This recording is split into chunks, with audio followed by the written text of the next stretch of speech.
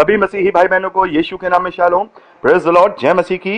Yeshu the saviour ministry और प्रभु यीशु मसीह में आपका भाई जेम्स आप सभी का इस बाइबल अध्ययन कार्यक्रम में एक बार फिर से बहुत बहुत स्वागत और परमेश्वर का धन्यवाद करते हैं। परमेश्वर का धन्यवाद है कि हम रोमियो की पत्री का अध्ययन कर रहे हैं और एक छोटी सी प्रार्थना के साथ आज के अध्ययन को हम शुरू करेंगे। हालेलुया, धन्यवाद पिता परमेश्वर, धन्यवाद आपके अद्भुत रीति वाले प्रेम के लिए जो अपने इकलौते को देकर आपने हम पर प्रकट किया। प्रभु धन्यवाद करते हैं आपके अनुग्रह और आपकी तमाम आशीषों के लिए। धन्यवाद करते हैं इस बाइबल अध्ययन कार्यक्रम के लिए जिससे हम आशीषित हो रहे हैं। प्रभु होने दीजिए, पवित्र आत्मा हमारी अगुवाई करे, हमारी सहायता और मदद करे, ताकि सत्य वचन जो आप हमें सिखाना चाहते हैं सत्य रीति से हम सीख पाए और सिखाने पाए। पिता परमेश्वर होने दीजिए, सारी व्यवस्थाओं को हम आपके जोरावर हाथों में सौंपते हैं और सारा आदर देते हैं, सारी महिमा देते हैं, यीशु के सामर्थी नाम में मांगते हैं, आमीन। तो मेरे प्यारे भाई बहनों, पिछले भाग में यानी पहले भाग में रोमियो की पत्री उसका पहला अध्याय का हमने अध्ययन किया और उसमें हमने देखा कि पौलुस ने 18वें वचन से लेकर के जो 32वें वचन तक बात कही है कि मनुष्य जाति में जो पाप है, जो परमेश्वर के विरोध की बातें हैं, वो उसके स्वयं के कारण है, परमेश्वर के कारण नहीं है, जैसा कि बहुत सारे लोग उस पर इल्जाम लगाते हैं। क्योंकि परमेश्वर ने अपने विषय का ज्ञान प्रत्येक मनुष्य के मन में प्रकट किया है, इस सृष्टि की चीजों से, अपने बातों से उसके मन में प्रकट किया है और उसने अपनी बुद्धि चलाई और उस जो अविनाशी परमेश्वर है उसे छोड़ उसकी बनाई हुई सृष्टि की उपासना की मूर्तियों के द्वारा।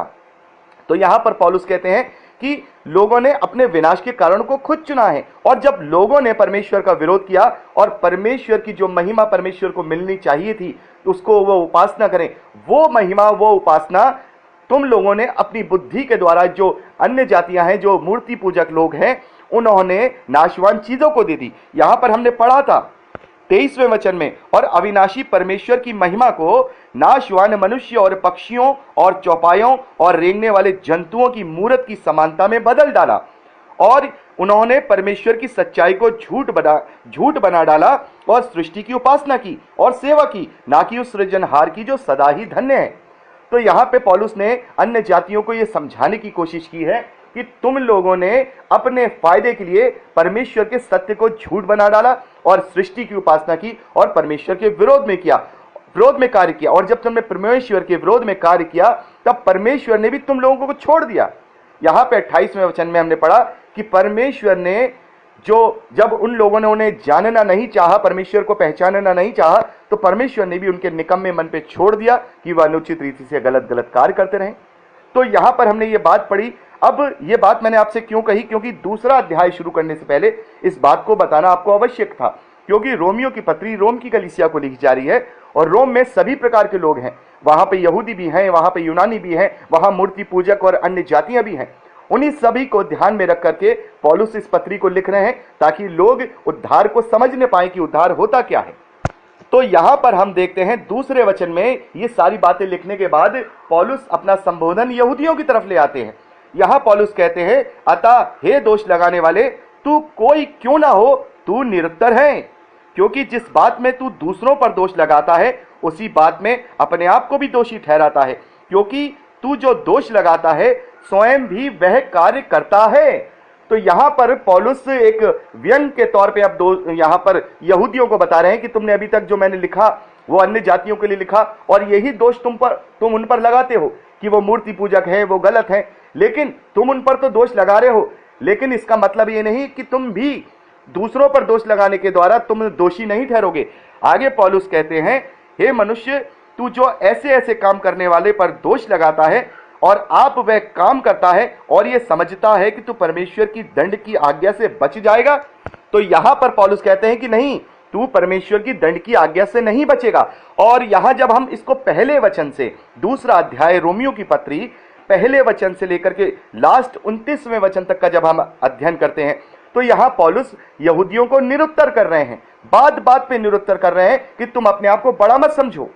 ना ही परमेश्वर यहूदियों को ज्यादा अच्छा समझेगा न्याय के दिन, ना ही यूनानियों को कम समझेगा, बल्कि हर एक के साथ एक जैसा ही व्यवहार करेगा। यहां 11वें वचन में पौलुस कहते हैं, क्योंकि परमेश्वर किसी का पक्षपात नहीं करता। और मैं आशा करता हूं कि आपने इसे पढ़ लिया होगा, क्योंकि मैं आप लोगों को ये कह चुका हूं कि आप लोग जो ऑडियो है उसमें डिस्क्रिप्शन देख करके उस चीज को पढ़ लिया करिए। तो अगर आप लोगों ने नहीं पढ़ा है तो मैं चाहूंगा कि अभी पॉज करके इसको दूसरे अध्याय को पहले वचन से लेकर के 29वें वचन तक पढ़ लीजिए। आशा करता हूं आपने इसे पढ़ लिया होगा। तो आपने जब इसे पढ़ा होगा तो यहाँ यहूदियों के विषय में पौलुस उन्हें निरुत्तर कर रहे हैं, व्यवस्था के विषय में उन्हें निरुत्तर कर रहे हैं, उन्हें बता रहे हैं सारी चीजें। और पौलुस उन्हें यही समझा रहे हैं कि तुम्हारी ये जो व्यवस्था है और जो इस व्यवस्था के जो ये कार्य हैं, ये तुम्हें धर्मी नहीं ठहराएंगे, क्योंकि तुम इससे धर्मी तो ठहरते हो, लेकिन सचमुच में तुम धर्मी नहीं हो रहे हो, क्योंकि तुम चूक जा रहे हो। यहां पे पौलुस कह रहे हैं 11वें वचन में कि यूनानी और यहूदियों का जो न्याय है वो एक साथ ही होगा, एक जैसा होगा, क्योंकि परमेश्वर किसी का पक्षपात नहीं करता। तो यहां पर पौलुस कहते हैं 28वें वचन में आपने पढ़ा होगा, क्योंकि यहूदी वह नहीं जो प्रकट में यहूदी है, और ना वह खतना है जो प्रकट में है और देह में है, पर यहूदी वही है जो मन में है, और खतना वही है जो हृदय का और आत्मा में है, ना कि लेख का। ऐसे की प्रशंसा मनुष्यों की ओर से नहीं परंतु परमेश्वर की ओर से होती है। तो यहां पर पौलुस कह रहे हैं कि व्यवस्था को पालन तो तुम करते हो, लेकिन शरीर की रीति से खतना करा लिया। तो ऐसे खतना का क्या फायदा कि तुमने जो व्यवस्था के कार्य हैं उनको नहीं किया। देखिए, दो तरीके से पौलुस यहां समझा रहे हैं, खतने को और व्यवस्था के कार्यों को बड़ी ही अच्छी तरह से यहां पौलुस ने समझाया है। उन्होंने एक एग्जाम्पल दिया कि तुमने खतना कराया, शारीरिक दशा से कष्ट को झेला, लहू का खतना कराया अपना, और उसके बाद तुमने व्यवस्था के कार्यों को पूरा नहीं किया, तो फिर खतना कराने का भी कोई लाभ नहीं, क्योंकि परमेश्वर तुम्हें दोषी ठहराएगा। तो इसी प्रकार से जब खतना कराने का भी कोई लाभ जब नहीं मिलता है कि हम व्यवस्था के कार्यों को करते हैं, तो व्यवस्था के कार्यों को करने का भी लाभ जब तक नहीं मिलता है जब हम मन से यहूदी नहीं है, मन से हम दीन नहीं है, मन से परमेश्वर के भय को नहीं मानते हैं, पर मन से हम जो है नम्र नहीं है या पवित्र नहीं है। तो अगर हम व्यवस्था के कार्य ही कर रहे हैं और बाकी सारे लुच्चपने के कार्य अपने जीवन में कर रहे हैं, यहां पर पौलुस आपने पढ़ा होगा, आगे पौलुस कहते हैं, आपने 21वें वचन में पढ़ा होगा, अतः क्या तू जो दूसरों को सिखाता है वह अपने आप नहीं सिखाता? क्या तू जो चोरी न करने का उपदेश देता है आप ही चोरी करता है? तू जो कहता है व्यभिचार न करना आप ही व्यभिचार करता है? तू मूर्तों से घृणा करता है आप ही मंदिरों को लूटता है?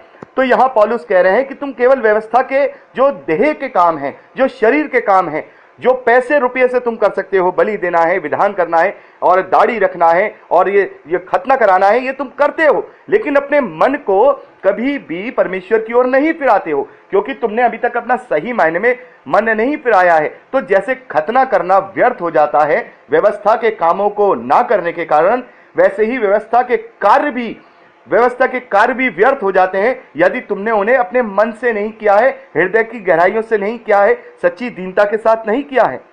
यहीं पर पौलुस कहते हैं, पर यहूदी वही है जो मन में है और खतना वही है जो हृदय का और आत्मा का है। तो यहां दोनों बातें यहां पौलुस ने अन्य जातियों को पहले अध्याय में समझाई कि तुम अपने आप से परमेश्वर के विरोध में हो, और यहां यहूदियों को भी समझाई कि तुम व्यवस्था के पालन करने के चक्कर में तुम सोच तो रहे हो कि तुम धर्मी ठहर गए हो, लेकिन तुम व्यवस्था के द्वारा धर्मी नहीं ठहरोगे। इसी बात को हम आगे अभी पढ़ेंगे।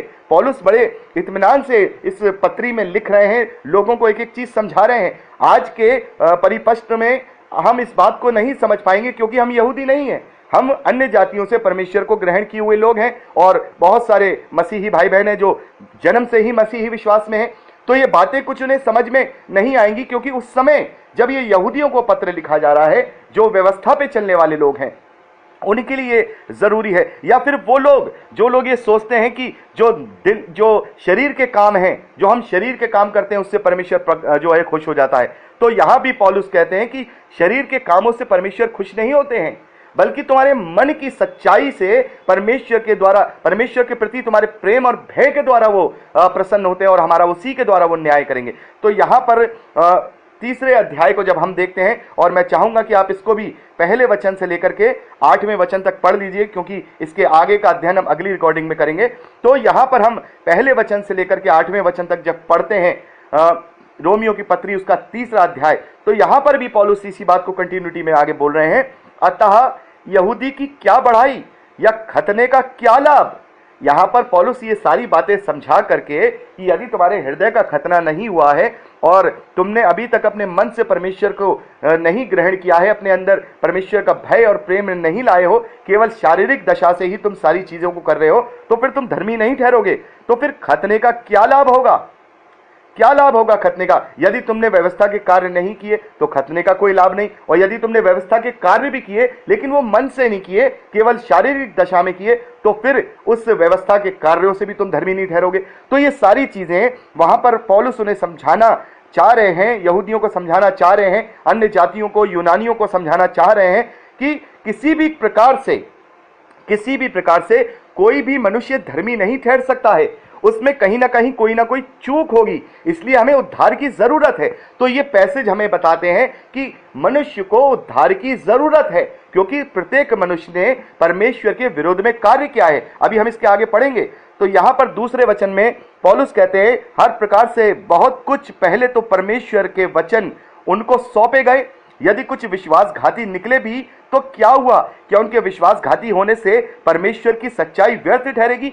तो पौलुस यहां पर कह रहे हैं कि खतने का और इन सब चीजों का क्या लाभ है, इससे तुम क्या हासिल करोगे? क्योंकि तुम लोगों को ये सारे वचन दिए गए हैं, तुम लोगों को ये सारी चीजें बताई गई, लेकिन फिर भी तुम में से बहुत सारे लोगों ने विश्वास नहीं किया। या विश्वासघाती जो शब्द आया है, इंग्लिश की बाइबल में देखते हैं कि some people does not believe, यानी कि कुछ लोगों ने विश्वास नहीं किया। तो इसको भी हम इसी प्रकार से पढ़ेंगे। क्या उनके विश्वासघाती होने के कारण का मतलब, क्या उनके विश्वास न करने के कारण परमेश्वर की सच्चाई व्यर्थ ठहरेगी? बिल्कुल भी नहीं। यदि तुम लोग इस जो मैं सत्य तुम्हें बता रहा हूं, जो बातें तुम्हें समझाना चाह रहा हूं, यदि तुम उसको नहीं समझोगे, उस पर विश्वास नहीं करोगे, तो परमेश्वर की सच्चाई व्यर्थ नहीं ठहरेगी, कदापि नहीं। वरन परमेश्वर सच्चा और हर एक मनुष्य झूठा ठहरे। यानी कि परमेश्वर किसी भी रीति से जो है झूठ नहीं हो सकता, उसकी हर एक चीज सच्चाई कभी व्यर्थ नहीं जा सकती, केवल मनुष्य ही अपने कारण झूठा ठहरता है। तो यहां 5वें वचन में पौलुस कहते हैं, इसलिए यदि हमारा अधर्म परमेश्वर की धार्मिकता ठहरा देता तो क्या हम कहें, क्या ये परमेश्वर जो क्रोध करता है अन्यायी है? ये तो मैं मनुष्य की रीति पर कहता हूं। तो पौलुस यहां कहते हैं कि तुम जिसे धर्म समझ के परमेश्वर की सच्चाई को झुठला देते हो और उस झूठ को बड़ा कर देते हो और अपने अधर्म को परमेश्वर की धार्मिकता ठहरा देते हो, तो हम क्या कहें कि ये परमेश्वर जो क्रोध करता है वो अन्यायी है? उस वक्त तुम ये कहोगे कि ये परमेश्वर जो ये क्रोध कर रहा है, हम पर प्रकोप कर रहा है, ये अन्यायी है, क्योंकि हमने तो व्यवस्था के कार्य किए थे, हमने तो अच्छे अच्छे कार्य किए थे। अब हमें इस दंड का क्यों हमें इस दंड को क्यों दिया जा रहा है? तब मुझे और आपको समझ में आएगा कि हमने जो इस धरती पर शारीरिक दिशा में जो कार्य किए थे वो हमारे उद्धार के नहीं थे, बल्कि जो हमने प्रभु यीशु मसीह पर विश्वास किया और उसके कारण जो हमें उद्धार मिला, उसी के द्वारा हमारा न्याय किया गया और उसी के द्वारा हमें अनंत जीवन दिया गया। तो यहां पर पौलुस कहते हैं कि तुम अपने लिए भलाई को ढूंढते हो बुराई करके, झूठ बोल करके उसमें से बुराई को निकाल लेके आते हो। कुछ लोगों को ये वचन समझ में नहीं आते हैं और कुछ लोग कुछ इसका गलत मतलब निकालते हैं कि पौलुस कह रहा है कि मैंने झूठ बोल दिया और मेरे झूठ के कारण सच्चाई की महिमा प्रकट हुई। नहीं, यहाँ पे वो उदाहरण दे रहे हैं। बातों को कंटिन्यूटी में समझिए। जिन लोगों ने इस अध्याय को पढ़ा होगा वो इस बात को समझेंगे कि वो बातों की कंटिन्यूटी में कह रहे हैं कि तुम लोग जो झूठ बोल करके अपने अधर्म को परमेश्वर की धार्मिकता में बदल देते हो, और जब परमेश्वर तुम्हारा न्याय करता है तब तुम उसे अन्यायी परमेश्वर ठहरा देते हो।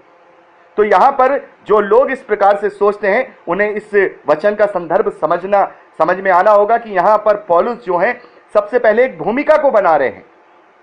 अपनी बात को रखने से पहले पौलुस यहां पर भूमिका को समझा रहे हैं कि कैसे मनुष्य पाप में है और किसी भी प्रकार से मनुष्य अपने आप से, चाहे वो व्यवस्था के कार्य हो, चाहे वो व्यवस्था की बातें हो, चाहे वो अन्य जातियों के द्वारा अच्छे अच्छे किए गए कार्य हो, उनके द्वारा धर्मी नहीं ठहर सकता है, क्योंकि उसने अभी तक आत्मिक रूप से सच्चाई को ग्रहण नहीं किया है। उसने अभी तक आत्मिक रूप से उस दीनता को ग्रहण नहीं किया है, उस प्रेम को और उस भय को ग्रहण नहीं किया है। इसीलिए उसके जीवन में कहीं ना कहीं किसी ना किसी प्रकार से चूक हो जाती है, परमेश्वर के विरोध में कार्य हो जाते हैं। यदि 10 कार्य हमने भलाई के कर दिए, यदि 10 कार्य हमने परमेश्वर की व्यवस्था को मानने के लिए कर दिए, तो उससे परमेश्वर को कोई भी सरोकार नहीं है और मनुष्यों को भी उससे कोई लाभ नहीं है। क्योंकि यदि एक कार्य भी हमने परमेश्वर के विरोध में कर दिया तो इसका मतलब यह है कि हमने परमेश्वर के विरोध में पाप कर दिया और हमारा जो दंड है परमेश्वर न्याय के दिन हम पे ठहराएगा।